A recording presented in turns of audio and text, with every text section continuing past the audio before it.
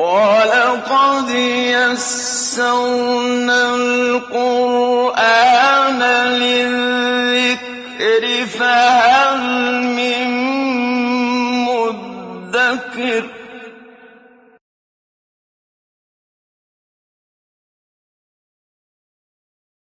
الحمد لله وكفى والصلاة والسلام على عباده الذين اصطفى خصوصا على أفضلهم وخاتم النبيين محمد الأمين وعلى آله وصحبه أجمعين. أما بعد فأعوذ بالله من الشيطان الرجيم. بسم الله الرحمن الرحيم. يا أيها الذين آمنوا أنفقوا من طيبات ما كسبتم ومما أخرجنا لكم من الأرض ولا تيمموا الخبيث منه تنفقون ولستم بآخذيه إلا أن تغمضوا فيه واعلموا أن الله غني حميد. صدق الله العظيم. رب اشرح لي صدري ويسر لي أمري واحلل عقدة من لساني يفقهوا قولي. اللهم ألهمني رشدي وأعذني من شرور نفسي. اللهم أرنا الحق حقا وارزقنا اتباعه وأرنا الباطل باطلا وارزقنا اجتنابه. اللهم رب زدني علما. آمين یا رب العالمین. سورہ بقرہ کا یہ 37واں رکوع ہے. یہاں سے آج ہمیں آغاز کرنا ہے اپنے دورہ ترجمہ قرآن کا. اس سے پچھلے رکوع میں بھی انفاق فی سبیل اللہ کا بیان تھا. اس کے لیے ترغیب، اس کی فضیلت، اللہ کی نگاہ میں اس کا مقام. ایک بندہ مومن سے یہ مطلوب ہے کہ زکوٰۃ کے علاوہ بھی اپنا مال اللہ کی راہ میں خرچ کرتا رہے. زکوٰۃ تو فرض ہے، وہ ادا نہیں کی تو انسان مجرم ہوگا، لیکن اس سے آگے بڑھ کر صدقہ و خیرات، انفاق فی سبیل اللہ، غریبوں کے کام آنا، محتاجوں کی ضرورت پوری کرنا، اور پھر اس میں سب سے چوٹی کا معاملہ یہ ہے کہ اللہ کی راہ میں، اللہ کے دین کے غلبے کے لیے، اقامت کے لیے اس راہ میں مال خرچ کرنا، یہ سب سے اونچا مقام. یہی مضمون ابھی چل رہا ہے. یا ایھا الذین آمنوا انفقوا من طیبات ما کسبتم. اہل ایمان خرچ کیا کرو اپنی کمائی میں سے پاکیزہ چیزیں، عمدہ چیزیں، ستھری چیزیں. وَمِمَّا أَخْرَجْنَا لَكُم مِّنَ الْأَرْضِ. اور اس چیز میں سے کہ جو ہم نے پیدا کی ہے تمہارے لیے زمین سے، یعنی زمین کی پیداوار میں سے بھی اچھا مال نکالو اللہ کے لیے. وَلَا تَيَمَّمُوا الْخَبِيثَ مِنْهُ تُنْفِقُونَ. اور ارادہ نہ کیا کرو نکمی اور گھٹیا چیز کا، یا اپنے مال میں سے وہ گھٹیا اور نکمی چیز نکال کے اللہ کی راہ میں خرچ کرو. وَلَسْتُمْ بِآخِذِيهِ إِلَّا أَن تُغْمِضُوا فِيهِ. حالانکہ تم خود کبھی اس کو لینے والے نہیں بنو گے، اس کو لینے کے لیے تیار نہیں ہوگے، سوائے اس کے کہ چشم پوشی کر جاؤ، کڑوا گھونٹ پی جاؤ.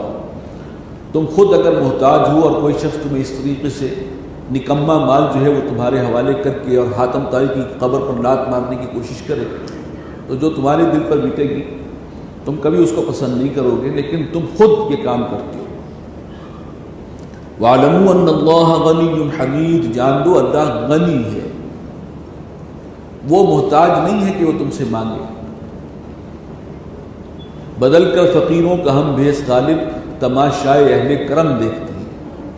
تو یہ تو ہمارا امتحان ہو رہا ہے. جس کو اللہ نے زیادہ دیا ہے اس کی ذہنی سطح کیا ہے، اس کے اندر وسعت قلبی کتنی ہے کہ وہ دوسروں محتاجوں کی بھی مدد کرنے کے لیے تیار ہے کہ نہیں. وَاعْلَمُوا أَنَّ اللَّهَ غَنِيٌّ حَمِيدٌ. جان دو کہ اللہ غنی ہے، بے پرواہ ہے، حمید ہے، تمام خوبیوں والا ہے. الشیطان یعدکم الفقر. یہ شیطان ہے جو تمہیں اندیشہ فقر میں مبتلا کر دیتا ہے. انفاق سے روکنے والا کون ہے؟ شیطان. یہ سنبھال کے رکھو، یہ اپنی اولاد کے کام آئے گا، یہ مستقبل کا سامان ہے، زیادہ سے زیادہ پونجی سنبھالو. وَيَأْمُرُكُم بِالْفَحْشَاءِ، ایک طرف وہ تمہیں فقر سے ڈراتا ہے، تنگ دستی سے خوف زدہ کرتا ہے، اور دوسری طرف حکم دیتا ہے تمہیں بے حیائی کے کاموں کا۔ یہ ہے شیطنت۔ وَاللَّهُ يَعِدُكُم مَغْفِرَةً مِّنْهُ وَفَضْلًا، اور اللہ تعالیٰ تمہیں وعدہ دیتا ہے، تم سے وعدہ کرتا ہے اپنی مغفرت، بخشش کا اور فضل کا۔ اللہ کی راہ میں خرچ کرو گے، مغفرت کا وعدہ بھی ہے اور وہ اپنے فضل سے بھی نوازے گا۔ واللہ واسع علیم، اور اللہ بہت وسعت والا ہے، سب کچھ جاننے والا۔ یؤتی الحکمت من یشاء، وہ حکمت اور دانائی عطا فرماتا ہے جس کو چاہتا ہے۔ ومن یؤت الحکمت فقد اوتی خیرا کثیرا، ایک نعمت تو یہ ہے کہ مال و دولت انسان کو ملے، ایک نعمت اور بھی ہے، وہ یہ ہے کہ کسی کو حکمت اور دانائی عطا ہو جائے، وہ بہت بڑی شے ہے۔ اور پھر جو حکمت اور دانائی کسی کو عطا ہوئی ہے تو وہ دوسروں میں تقسیم بھی کرے، وہ لوگوں تک پہنچائے، دین کی رہنمائی جو ہے اس کے حوالے سے وہ اپنا کردار ادا کرے۔ ومن یؤت الحکمہ، اور جسے حکمت اور دانائی دے دی گئی، فقد اوتی خیرا کثیرا، اسے تو بہت بڑا خیر، بہت بڑی دولت مل گئی۔ وما یذکر الا اولو الالباب، اور نصیحت وہی قبول کرتے ہیں کہ جو خرد مند ہیں، عقل والے ہیں۔ وما انفقتم من نفقۃ، اور جو بھی تم خرچ کرتے ہو اپنی خیرات میں سے، اپنے خرچ میں سے جو خیرات کرتے ہو، او نذرتم من نذر، یا کوئی منت مانتے ہو، کوئی بھی منت، فإن اللہ یعلمہ، بے شک اللہ اس کا علم رکھتا ہے، وہ جانتا ہے، اسے سب معلوم ہے۔ وما للظالمین من انصار، ظالموں کا کوئی مددگار نہ ہوگا۔ ان تبدوا الصدقات فنعما ہی، اگر تم صدقہ و خیرات کرو ظاہراً دکھا کر لوگوں کو، یعنی سامنے سے کرو، چھپا کر نہ کرو، دکھا کر کرو، تو یہ بھی بہت اچھی بات ہے، کیا ہی عمدہ بات ہے۔ یعنی دل میں نیت نہیں ہونی چاہیے ریاکاری کی، اور ویسے انسان صدقہ و خیرات کرتا ہے، علانیہ کرتا ہے، اس میں کوئی حرج نہیں ہے۔ وَإِن تُخْفُوهَا وَتُؤْتُوهَا الْفُقَرَاءَ، اور اگر تم چھپا کر دو اور پہنچاؤ اسے محتاجوں تک، فَهُوَ خَيْرٌ لَكُمْ، تو یہ ہے کہ تمہارے حق میں بہتر ہے۔ بہتر طریقہ یہ ہے کہ اخفاء سے دیا جائے، دینے والے ایک ہاتھ دینے والا ہے اور دوسرے ہاتھ کو خبر نہ ہو۔ اور دوسری بات کہ یہ صدقہ و خیرات جو ہے یہ محتاجوں تک پہنچنی چاہیے، یہ نہیں کہ بھئی یہ فطرانہ دینا ہے یا یہ زکوٰۃ دینی ہے، بس کسی طرح جو بھی آیا اتار کے فارغ ہو گئے۔ معلوم ہونا چاہیے محلے کے لوگ جو زیادہ ضرورت مند ہیں پہلے ان کا حق ہے، بلکہ جو رشتہ داروں میں زیادہ ضرورت مند ہیں سب سے پہلے ان کا حق ہے، تو مستحقین تک پہنچانا مطلوب ہے۔ وَيُكَفِّرُ عَنْكُم مِّن سَيِّئَاتِكُمْ، اگر تم ایسے کرو گے تو اللہ تعالیٰ تمہارے گناہوں کو معاف کرے گا، دور کر دے گا۔ وَاللَّهُ بِمَا تَعْمَلُونَ خَبِيرٌ، جو کچھ تم کرتے ہو اللہ اس سے باخبر ہے۔ لَيْسَ عَلَيْكَ هُدَاهُمْ، اے نبی آپ کے ذمے نہیں ہے ان کو راہ راست پر لے آنا، یعنی آپ کے ذمے کیا ہے؟ حق بات پہنچا دینا، سمجھا دینا، ابلاغ، تبلیغ۔ وَلَكِنَّ اللَّهَ يَهْدِي مَن يَشَاءُ، یہ تو اللہ ہی ہے بلکہ کہ جو ہدایت دیتا ہے جسے چاہتا ہے۔ وَمَا تُنْفِقُوا مِنْ خَيْرٍ فَلِأَنفُسِكُمْ، اور جو بھی تم کرتے ہو، خرچ کرتے ہو اپنے مال میں سے، تو اس کا فائدہ تمہیں کو پہنچے گا۔ وَمَا تُنْفِقُونَ إِلَّا ابْتِغَاءَ وَجْهِ اللَّهِ، جب تک کہ تم خرچ کرتے رہو گے اللہ کی رضا کی خاطر، اللہ کی رضا جوئی میں، روح انور کی تلاش میں کہ رب مجھ سے راضی ہو جائے۔ وَمَا تُنْفِقُوا مِنْ خَيْرٍ يُوَفَّ إِلَيْكُمْ، اور جو خیرات تم اپنا مال خرچ کرو گے اللہ کی راہ میں وہ بھرپور طور پر تمہیں واپس مل جائے گا، جو اس کا اجر ملے گا تو وہ ہوگا کہ جو بہت قابل رشک ہوگا۔ وَأَنْتُمْ لَا تُظْلَمُونَ، اور تمہارے ساتھ کوئی حق تلفی نہیں ہوگی، ظلم اور زیادتی نہیں۔ لِلْفُقَرَاءِ الَّذِينَ أُحْصِرُوا فِي سَبِيلِ اللَّهِ، خاص طور پر اس زکوٰۃ و صدقات کے مستحق کون ہیں؟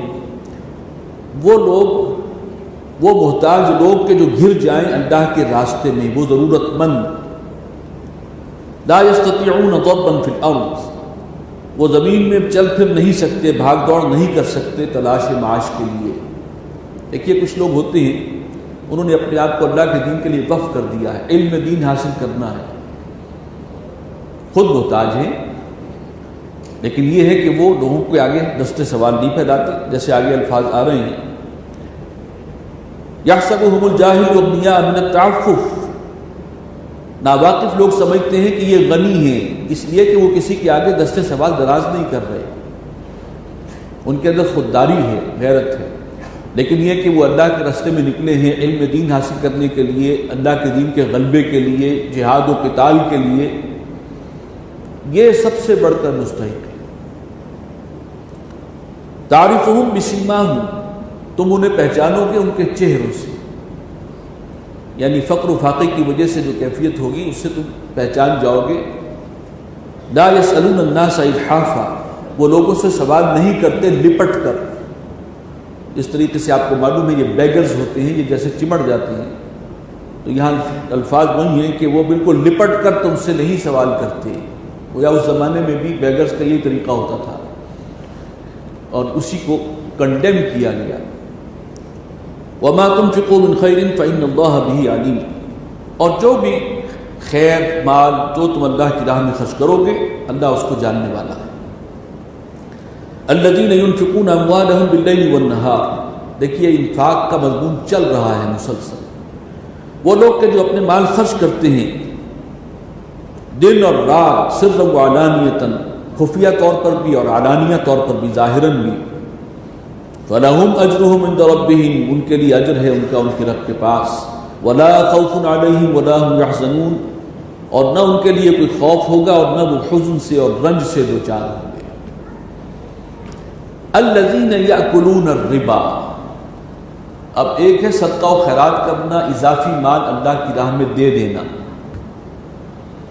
ایک اس کے بالکل اپوزٹ ہے اضافی مال سے اور مال کھینچنا، یہ ہے ربا، سود، یہ مینٹلٹی بالکل ایک جدا ہے۔ ایک کا توقع اللہ پر ہے کہ وہ دے گا، اس کا اجر ملے گا اور وہاں بہت بڑھ کر ملے گا، ایک یہ ہے کہ نہیں ہمیں دنیا میں ہی اور کمانا ہے، مال سے اور کمانا ہے، اور یہ باقی جو ضرورت مند ہیں، فقیر ہیں، محتاج ہیں، تو یہ ان کا اپنا قصور ہے، انہوں نے تعلیم حاصل نہیں کی، انہوں نے محنت نہیں کی، یہ جوتیاں پٹخارتے پھر رہے ہیں، انہیں ایسا ہی ہونا چاہیے، یہ ایک مینٹلٹی ڈیولپ ہوتی ہے۔ چنانچہ اب اس کا ذکر ہو رہا ہے الذین یاکلون الربا، وہ لوگ کہ جو سود خور ہیں، سود کھاتے ہیں، لا یقومون الا کما یقوم الذی یتخبطہ الشیطان من المس، وہ نہیں اٹھیں گے قیامت کے دن مگر اس شخص کی طرح کہ جو ایسا شخص جو اٹھتا ہے کہ جس کے حواس شیاطین نے لپٹ کر حواس باختہ کر دیا ہو، اسے اس کے حواس کھو دیے، مخبوط الحواس شخص جیسے ہوتا ہے، قیامت کے دن جب اٹھے گا سود خور تو اس کی وہ کیفیت ہوگی۔ ذالک بأنہم قالوا انما البیع مثل الربا، یہ حالت اس لیے ہے کہ ان لوگوں نے یہ کہا کہ بیع یعنی تجارت بھی تو سود ہی کی مانند ہے، کیا فرق ہے؟ ہم نے اپنے مال سے کوئی سودا خریدا اور اس کو بیچ کر کچھ کمائی کر لی، یہ تجارت ہے، ہم نے اپنا مال ہی کسی کو قرض پر دے کر اور اس سے کچھ کمائی کر لی، اضافی واپس لے لیا، یہ سود، تو ایک جیسا ہے، اس میں کیا فرق ہے؟ ظاہراً ایک جیسا ہے، اس میں کوئی شک نہیں۔ اب جواب کیا دیا جا رہا ہے؟ وَأَحَلَّ اللَّهُ الْبَيْعَ وَحَرَّمَ الرِّبَا، سن لو، اللہ نے سوداگری کو، تجارت کو حلال قرار دیا ہے اور ربا کو، سود کو حرام قرار دیا ہے۔ دو ٹوک بات، اصل بات تو یہ ہے، مسلمان کے لیے یہ بات کافی ہونی چاہیے، باقی ہر چیز کے اندر حکمت ہے، کوئی نہ کوئی وزڈم ہے اس کے پیچھے، پشت کے اوپر، وہ غور کرو گے تو سمجھ میں آئے گا۔ اور اب آپ کو معلوم ہے کہ سودی معیشت کی وجہ سے کیا ہوتا ہے دنیا میں، سارا مال، ساری قومی دولت، ریسورسز، بالکل ایک چھوٹا سا طبقہ ہے وہ اس کے پاس جمع ہو جاتی ہے، اور بقیہ پوری قوم ہیو ناٹس، وہ پاورٹی لائن سے نیچے جا رہے ہوتے ہیں جہاں بھی سودی معیشت ہو۔ انفلیشن ریٹ بڑھتا ہے، انفلیشن بڑھتی ہے جب بینک کا جو ہے وہ ریٹ ہے سود کا وہ بڑھے گا تو انفلیشن بھی بڑھے گی، بے روزگاری بھی بڑھے گی۔ یہ وہ فیکٹس ہیں کہ دنیا وہاں تک پہنچ گئی ہے، اور یہ سارا جو ہے ذریعہ انسانوں کو غلام بنانے کا یہ سودی نظام ہے۔ اس کی سب سے بڑی مثال اس وقت یہود ہیں، ساری دنیا کو اپنے شکنجے میں جکڑا ہوا ہے۔ وہ جو اقبال کہتے ہیں کہ فرنگ کی رگے جا پنجہ یہود میں ہے، وہ کیسے ہوئی ہے پنجہ یہود میں؟ سودی معیشت کی بنیاد پر۔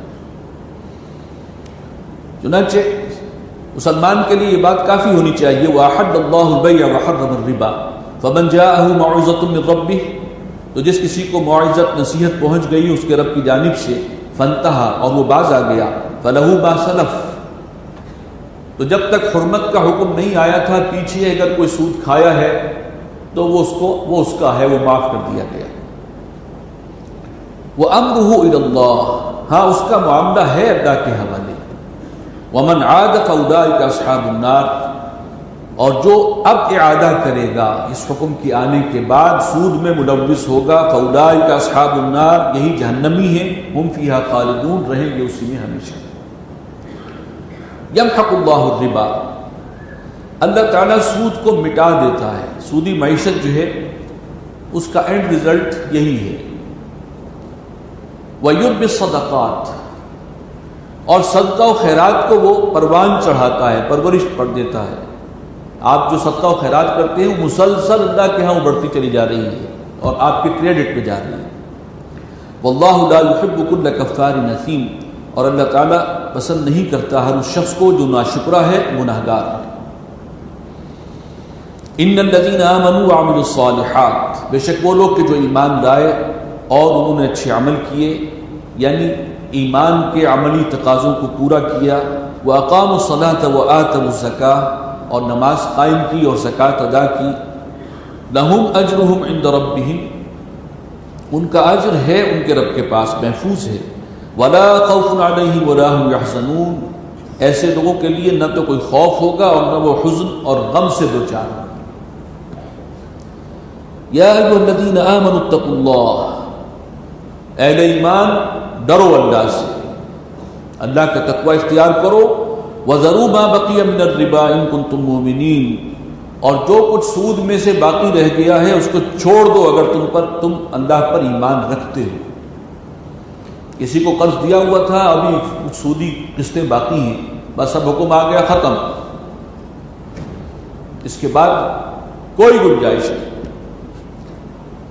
فَإِن لَّمْ تَفْعَلُوا، اور اگر نہیں چھوڑتے، باز نہیں آتے سودی لین دین سے، فَأْذَنُوا بِحَرْبٍ مِّنَ اللَّهِ وَرَسُولِهِ، تو پھر الٹیمیٹم ہے تمہارے خلاف اللہ اور رسول کی جانب سے، جنگ کا اعلان ہے، تیار ہو جاؤ اللہ اور رسول سے لڑنے کے لیے۔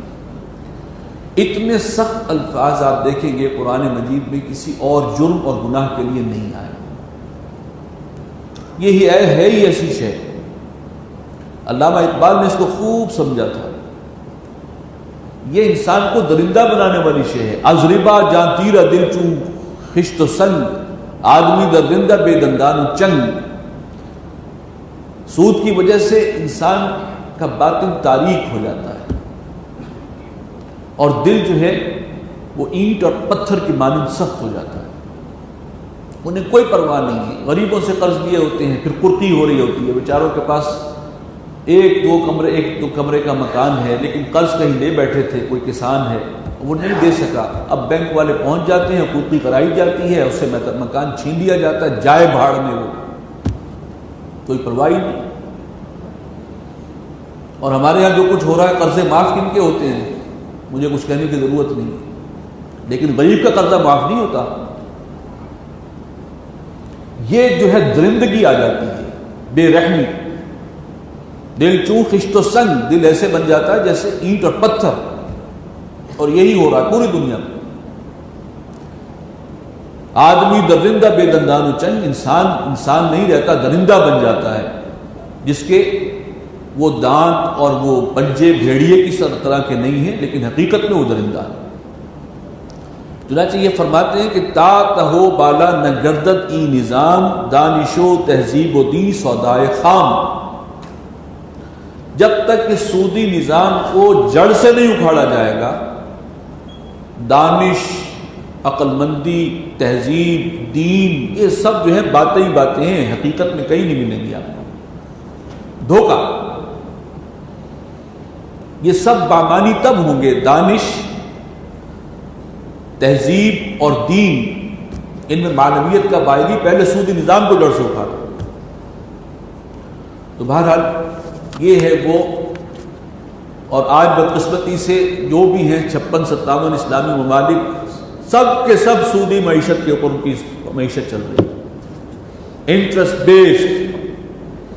اور پاکستان میں اگر وفاقی شرعی عدالت ایک بنی تھی اور 91 میں اس نے ورڈکٹ دے دیا تھا کہ بینک انٹرسٹ از ربا، لہذا اس کو فوری ختم کیا جائے، اللہ اور رسول سے جنگ اس میں کبھی بھی مسلمان کا فائدہ نہیں ہے، لہذا اولین ترجیح ہونی چاہیے حکومت کی ختم کرے۔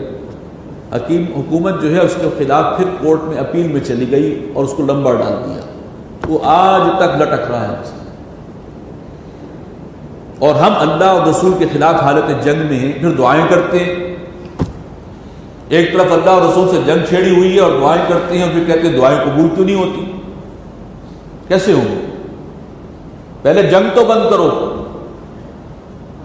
اس کو بند کرنے کے لیے تیار نہیں۔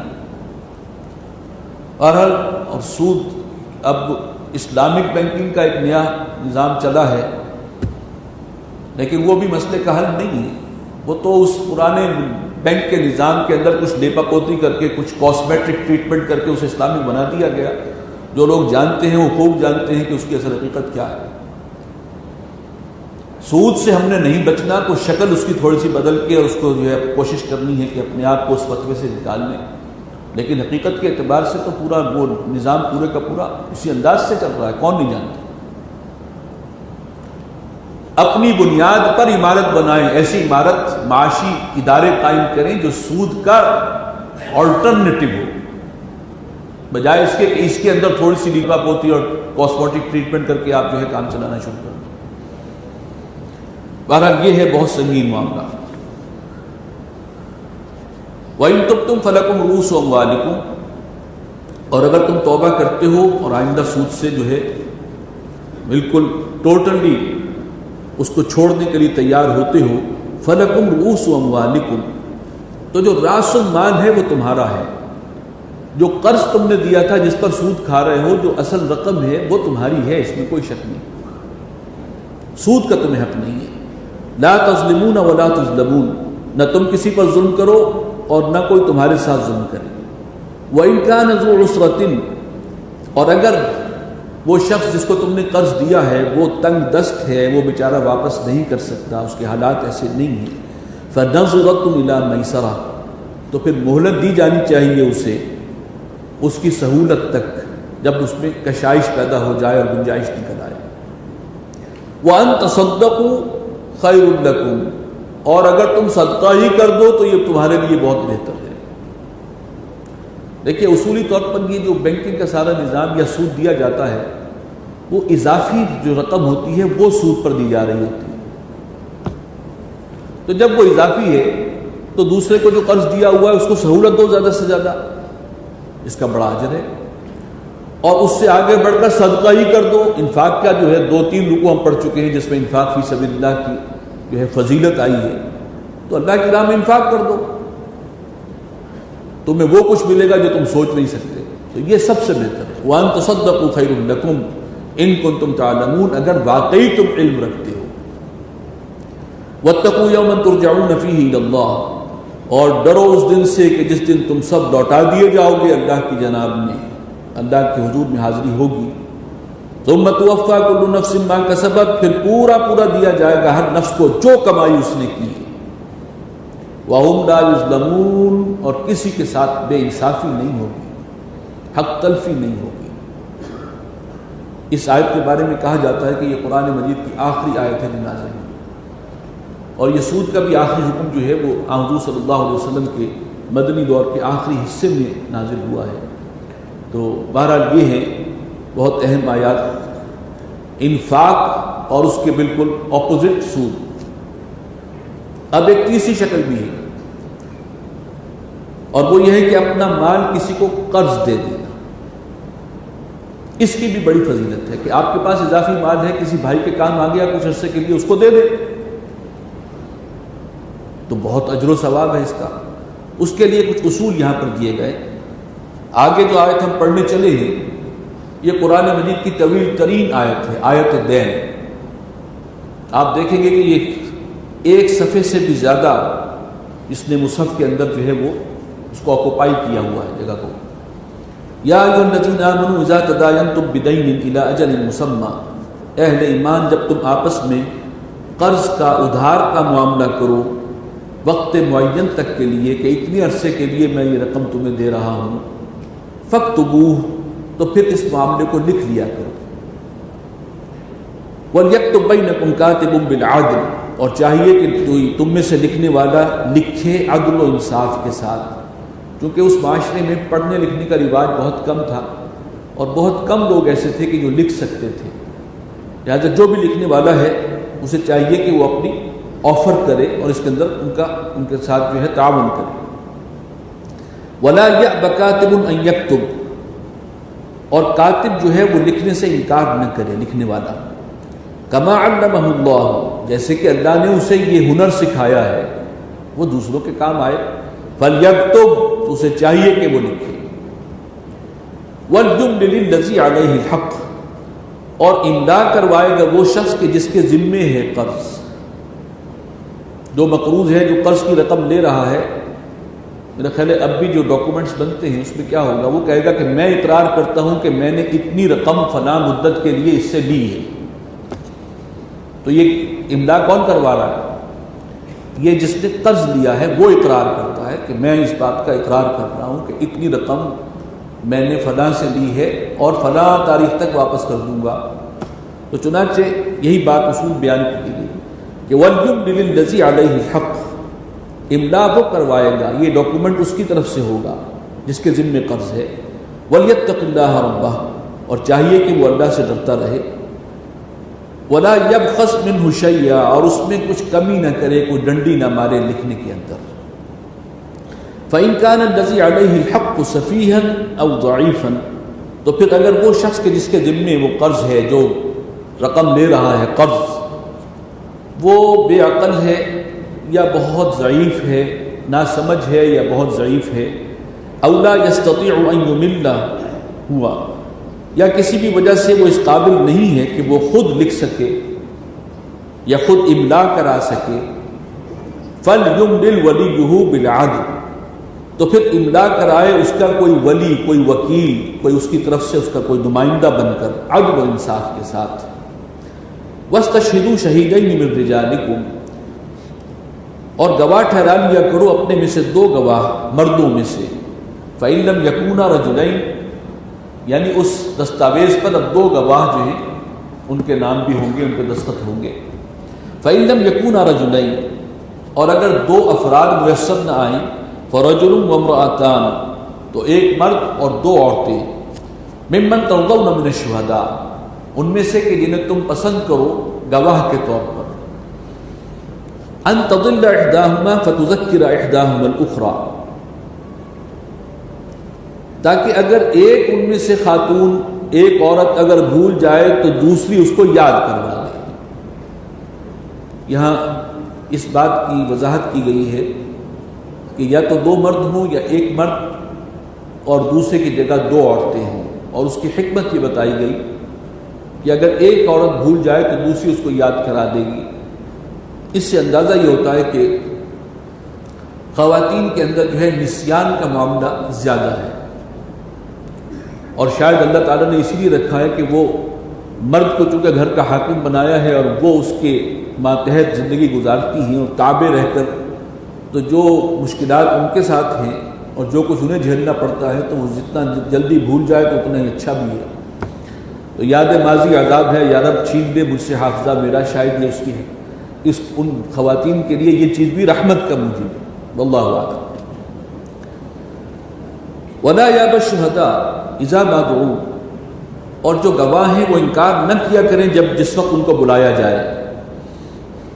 وَلَا تَسْأَمُوا أَن تَكْتُبُوهُ صَغِيرًا أَوْ كَبِيرًا إِلَىٰ أَجَلِهِ، دوسری حکمت یہ بھی نظر آتی ہے نا کہ بہرحال عام حالات میں 2 مردوں کو ہی ہونا چاہیے. یہ ایکسیپشنلی ہے کہ اگر میسر نہ ہو تو 1 مرد کے ساتھ 2 عورتیں ہیں، اس لیے کہ طلب بھی کیا جائے گا، گواہی کی ضرورت پڑ رہی ہے تو باہر آنا ہے، نکلنا ہے، تو یہ کام تو مردوں کا ہی ہے بنیادی طور پر.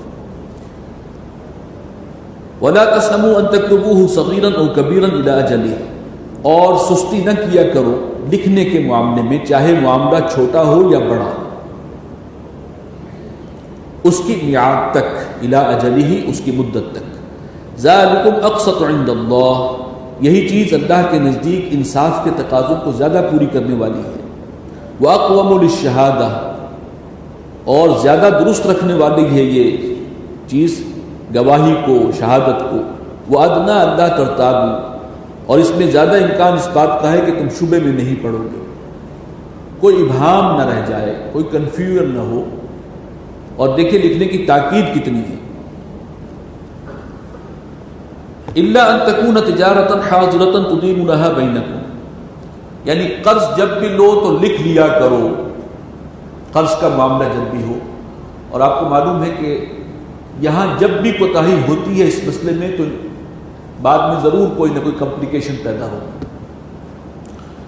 شروع میں اعتبار بھی کر لیتے ہیں، یا کوئی کاروبار شروع کیا ہے، اصول طے نہیں کیے، پہلے سے جو ہے وہ پورے شرائط جو ہیں وہ طے نہیں کی ہیں، اعتبار کرتے ہوئے کام شروع کر دیا، اور اس کے بعد جو اس کا حشر ہوتا ہے انجام وہ بھی آپ کو معلوم ہے. لہٰذا ایسی ساری چیزیں جو ہیں وہ بلیک اینڈ وائٹ میں ہونی چاہیے، لکھ لی جانی چاہیے. وَأَشْهِدُوا إِذَا تَبَايَعْتُمْ، اور گواہ ٹھہرا لیا کرو جب تم کوئی سودا کرو، یعنی خاص طور پر کوئی بڑی ڈیل کرنی ہو تو اس کے اندر بھی گواہ ٹھہرا لینا بہتر ہے.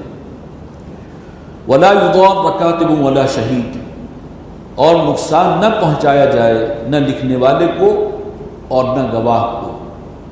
یہ لکھنے والا اور گواہ بہرحال اگر ایک پارٹی جو ہے وہ بدنیت ہو جاتی ہے تو اب وہ جو لکھنے والا اور جو گواہ ہے اس کی بھی جان خطرے میں آ جاتی ہے بعض اوقات. لہذا اس کو تنگ نہ کیا جائے، اسے کوئی نقصان نہ پہنچایا جائے.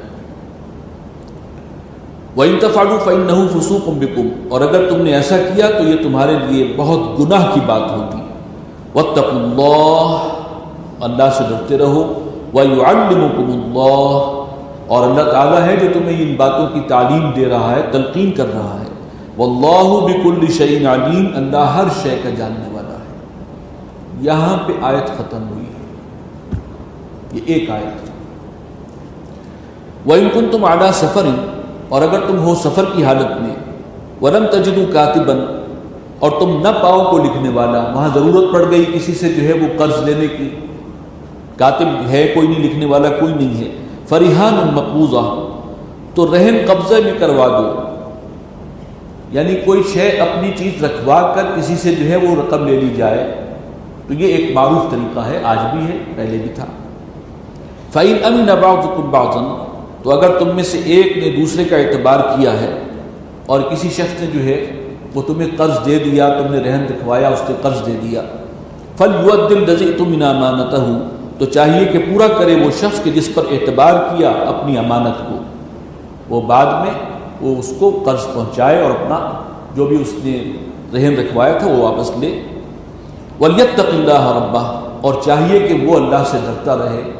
سب سے بڑی شے خدا خوفی ہے، وہ ہوگی تو تمام معاملات سٹریم لائن ہو جائیں گے، وہ نہیں ہے تو انسان 100 رستے نکالتا ہے. وَلَا تَكْتُمُوا الشَّهَادَةَ، اور دیکھو گواہی کو مت چھپایا کرو. وَمَن يَكْتُمْهَا فَإِنَّهُ آثِمٌ قَلْبُهُ، اور جو کوئی اس کو چھپائے گا تو اس کا دل آلودہ ہوگا گناہ سے. وَاللَّهُ بِمَا تَعْمَلُونَ عَلِيمٌ، اور جو کچھ تم کرتے ہو اللہ اس سے باخبر ہے، جاننے والا ہے. اب اس کے بعد سورہ بقرہ کا آخری رکوع ہے، یہ بھی بہت جامع مقام ہے. فرمایا لِلَّهِ مَا فِي السَّمَاوَاتِ وَمَا فِي الْأَرْضِ، اللہ ہی کا ہے جو کچھ کے آسمانوں میں ہے اور جو زمین میں ہے، وہ اللہ ہی کی ملکیت ہے. جب مالک وہ ہے، خالق وہ ہے، تو ملکیت بھی اسی کی ہے. وَإِن تُبْدُوا مَا فِي أَنفُسِكُمْ، یہ آگے جو الفاظ آ رہے ہیں یہ بڑے الارمنگ ہیں.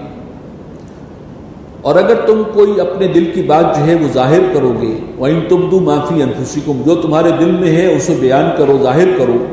أَوْ تُخْفُوهُ، یا اسے چھپاؤ. يُحَاسِبْكُمْ بِهِ اللَّهُ، اللہ تم سے اس کا حساب لے لے گا. اب اس میں یہ ہے کہ جو دل میں چھپاؤ گے اس کا بھی حساب اللہ لے لے گا. یہاں پر الفاظ یہ ہیں فَيَغْفِرُ لِمَنْ يَشَاءُ، اور پھر اللہ بخش دے گا جس کو چاہے گا، وَيُعَذِّبُ مَنْ يَشَاءُ، اور عذاب دے گا جس کو چاہے گا. وَاللَّهُ عَلَىٰ كُلِّ شَيْءٍ قَدِيرٌ، اور وہ اللہ ہر چیز پر قادر. یہ آیت نازل ہوئی تو صحابہ بہت پریشان ہوئے، حضور کی خدمت میں حاضر ہوئے کہ کیا دل کی باتوں پر بھی حساب ہوگا؟ تو حضور صلی اللہ علیہ وسلم نے انہیں فوری طور پر یہ توجہ دلائی کہ اللہ نے جو کچھ کہا تم کہو کہ سنا اور مانا، ہم اللہ کی ہر معاملے میں اطاعت کریں گے. اس سے تمہاری اللہ تعالیٰ تمہارے لیے آسانی پیدا کرے گا، لیکن تمہاری روش یہ ہونی چاہیے کہ جو اللہ نے کہا ہے سر آنکھوں پر سمعنا واطعنا. چنانچہ اس کے بعد اگلی جو 2 آیات آ رہی ہیں اس میں مسلمانوں کے لیے وہ رعایتوں کا ذکر ہے.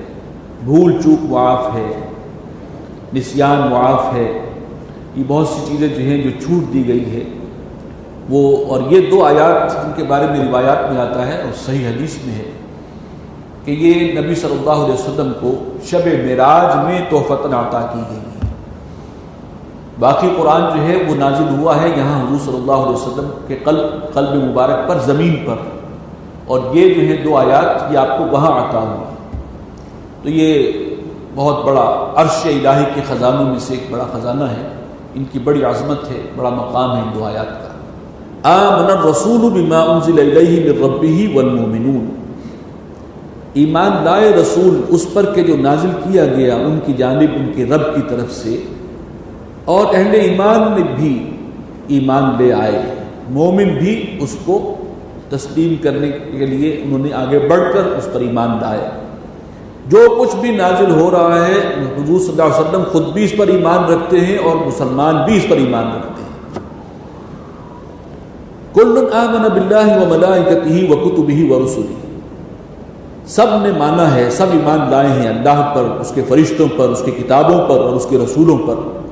لا نفرق بین احد من رسلہ، کہ ہم جدا نہیں کرتے کسی کو اس کے پیغمبروں میں سے، کوئی تفریق نہیں کرتے، تمام رسولوں کو مانتے ہیں. وقالوا سمعنا واطعنا، اور انہوں نے کہا کہ ہم نے سنا اور مانا، سمعنا واطعنا. غفرانک، پروردگار ہم تیری بخشش چاہتے ہیں. غفرانک ربنا والیک المصیر، اور اے پروردگار تیری ہی جانب ہمیں لوٹنا ہے. لا یکلف اللہ نفسا الا وسعها، اب پہلی خوشخبری تو یہ سنائی گئی کہ اللہ تعالیٰ کسی پر اس کی طاقت سے زیادہ بوجھ نہیں ڈالتا. یہ اس کا بہت بڑا کرم ہے. وہ حساب لے گا، اسے معلوم ہے کہ اس کی کیپیسٹی کیا تھی اور وہ کہاں تک جا سکتا تھا، اس کے مطابق حساب ہوگا. لہا ما کسبت وعلیہا ما اکتسبت، اور ہر ایک کو ملے گا وہی جو اس نے کمائی کی ہے، اور اس پر پڑے گا جو اس نے برے اعمال کمائے ہیں. جو نیک اعمال کمائے وہ اس کے لیے توشہ آخرت بنیں گے، جو برے اعمال کمائے اس کا وبال ان پر آئے گا.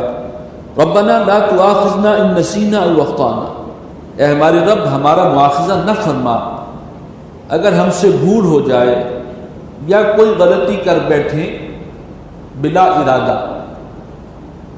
خطا کہتے ہیں کہ کوئی ایسا کام جو آپ کی نیت نہیں تھی غلط، لیکن آپ سے سرزد ہو گیا. جیسے کوئی شخص جو ہے وہ شکار کے لیے نکلا ہے، ہرن کو جو ہے ٹارگٹ کر کے اس نے فائر کیا ہے، اس کا ارادہ نہیں تھا قطعاً کہ وہ کسی انسان کو مارے، اس نے کوشش کی تھی لیکن کوئی انسان بیچ میں آ گیا، چوک گیا. تو ایسی چیزوں کے بارے میں دعا کی جا رہی ہے کہ پروردگار ہم سے مواخذہ نہ فرما اگر ہم سے بھول ہو جائے، نسیان. اور آپ کے علم میں ہے کہ روزے میں غلطی سے آپ کھا بیٹھیں تب بھی روزہ نہیں ٹوٹتا. یہ وہی اللہ کی رحمت ہے، یہ اسی دعا کی قبولیت ہے. یہاں تک کہ پیٹ بھر کر بھی کھا لیں گے تو روزہ نہیں ٹوٹے گا، لیکن بھولے سے ہو، یہ نہیں کہ یاد آ گیا تب بھی کنٹینیو کیا. اور خطا یہ ہے کہ ارادہ نہیں تھا لیکن ہم سے کوئی غلطی ہو گئی، بلا ارادہ سرزد ہو گئی، تو اس پر ہمارا مواخذہ نہ ہو. یہ وہ چیزیں ہیں جو اللہ تعالیٰ کی طرف سے اس امت کے لیے رعایتیں دے دی گئی. ہمیں دعا کی شکل میں کہا گیا کہ تم دعا مانگو اور الاٹ کر دی اللہ نے. ربنا ولا تحمل علينا اصرا كما حملته على الذين من قبلنا. اور اے ہمارے رب ہم پر ایسا بوجھ نہ ڈال، بھاری بوجھ، کہ جیسے کہ تو نے وہ بوجھ اٹھوایا تھا ان لوگوں سے جو ہم سے پہلے تھے. پچھلی امتوں کے لیے جو شریعت کی پابندیاں بہت سخت تھیں، پروردگار اس قسم کی سختیاں جو ہیں وہ ہمارے ساتھ نہ ہوں، اور واقعتاً اس امت کے لیے بڑی سہولت ہے. ربنا ولا تحملنا ما لا طاقة لنا به. اے ہمارے رب ہم پر وہ بوجھ نہ ڈال جس کی ہم میں سکت اور طاقت نہ ہو. واعف عنا، ہمارے گناہوں سے درگزر فرما. واغفر لنا، اور ہمیں بخش دے. وارحمنا، اور ہم پر رحم فرما. انت مولانا، تو ہی ہمارا مولا ہے، پش پناہ ہے، مددگار ہے، رب ہے. یہ مولا کا لفظ ابھی میں بڑا، اس کے اندر بڑی وسعت ہے، بڑی جامعیت ہے. سپورٹر. فانصرنا علی القوم الکافرین، پس ہماری مدد فرما کافر قوم کے مقابلے میں. آمین. یہاں پر آمین کہنا چاہیے ہمیں، اس لیے کہ یہ دعا ہے اور بڑی جامع دعا ہے. سورہ بقرہ یہاں مکمل ہوئی اور اب ہم سورہ آل عمران کا آغاز کرتے ہیں. باقاعدہ مطالعے سے قبل میں تعارف کروا دوں کہ سورہ بقرہ اور سورہ آل عمران ان میں بڑی مشابہت ہے، بہت سے پہلو ہیں. یہ ایک جوڑے کی شکل میں ہے، اور ان دونوں کے لیے ایک ہی لفظ اللہ کے رسول صلی اللہ علیہ وسلم نے خود بھی تجویز کیا کہ الزہراوین، دو بڑی ہی روشن صورتیں، تابناک صورتیں. ان میں ظاہری مشابہت بھی ہے، دونوں کا آغاز الف لام میم کے حروف مقطعات سے ہو رہا ہے. دونوں صورتوں کے آخری حصے میں، جیسے ابھی ہم نے دعا پڑھی ہے، سورہ آل عمران کے آخری حصے میں بھی بڑی جامع دعائیں ہیں. یہ بھی ایک مشابہت کا پہلو. پھر ایک پہلو یہ ہے کہ سورہ بقرہ کے بھی دو حصے تھے. پہلے حصے میں خطاب بنی اسرائیل سے تھا اور دوسرے میں خطاب مسلمانوں سے تھا. سورہ آل عمران کا بھی اسی طرح کا معاملہ ہے. پہلے حصے میں خطاب بنی اسرائیل میں سے یہود سے نہیں ہے، نصارہ سے ہے، وہاں یہود سے تھا. اور نصف کے بعد پھر یا ایھا الذین آمنوا سے خطاب پلٹتا ہے مسلمانوں کی طرف. تو یہ بہت عظیم صورتیں ہیں، حکمت کا بہت بڑا خزانہ ہے. ہم اللہ کے نام سے آغاز کر رہے ہیں. الف لام میم یہ حروف مقطعات ہیں، ان کے حتمی معنی جو ہیں وہ صرف اللہ کو معلوم ہے یا پھر محمد رسول اللہ صلی اللہ علیہ وسلم کو. لیکن اندازہ یہ ہوتا ہے کہ اس قسم کا اسلوب عربوں کے ہاں بھی کوئی اجنبی نہیں تھا، اسی لیے کسی نے بھی اس پر اعتراض نہیں کیا. کفار کی طرف سے اور بہت سے اعتراضات قرآن مجید پر آئے ہیں، لیکن اس حوالے سے اعتراض نہیں ہوا کہ یہ جو حروف مقطعات ہیں یہ کیسے ہیں. قرآن مجید کی 29 صورتوں سے پہلے حروف مقطعات ہیں. الف لام میم اللہ لا الہ الا ھو، اللہ وہ ہستی ہے کہ جس کے سوا کوئی معبود نہیں، کوئی عبادت کے لائق نہیں، کوئی حاکم اعلیٰ نہیں سوائے اس کے. الحی القیوم، وہ خود زندہ ہے اور سب کو تھامے ہوئے ہے. یہ آیت الکرسی میں بھی الفاظ آئے ہیں اور تقریباً اسی ترتیب سے آئے ہیں. اللہ لا الہ الا ھو الحی القیوم. نزل علیک الکتاب بالحق، اس نے نازل کی ہے نبی آپ پر یہ کتاب حق کے ساتھ، یہ سچی کتاب ہے. مصدقا لما بین یدیہ، اور تصدیق کرتی ہوئی آئی ہے اس کتاب کی وہ جو اس سے پہلے تھی سابقہ کتابیں. وانزل التوراۃ والانجیل، اور اسی نے نازل کیے تھے تورات بھی اور انجیل بھی. یہ قرآن اللہ کا کلام ہے تو تورات بھی تو اللہ ہی کا کلام تھا. انجیل کا بھی یہی معاملہ تھا. من قبل، اس سے پہلے. ھدی للناس، اس قرآن سے پہلے وہ تھی ہدایت اور رہنمائی لوگوں کے لیے. آسمانی کتابیں تو وہی ہیں، تورات اور انجیل. یہ الگ بات ہے کہ وہ اپنی اصل پر قائم نہیں ہیں، ان میں تحریف ہو چکی ہے، اور خود نبی اکرم صلی اللہ علیہ وسلم کے زمانے تک ہی بہت تحریف ہو چکی تھی. اصل تورات غائب تھی. آج بھی دنیا میں انجیل حضرت عیسیٰ پر نازل ہوئی ہے، اور حضرت عیسیٰ علیہ السلام کا اور حضور صلی اللہ علیہ وسلم کا کوئی ہزاروں سال کا فرق نہیں ہے، فاصلہ نہیں ہے، صرف 600 سال کا فاصلہ ہے. لیکن انجیل کا کوئی نسخہ جس زبان میں وہ نازل ہوئی آج دنیا میں موجود نہیں ہے۔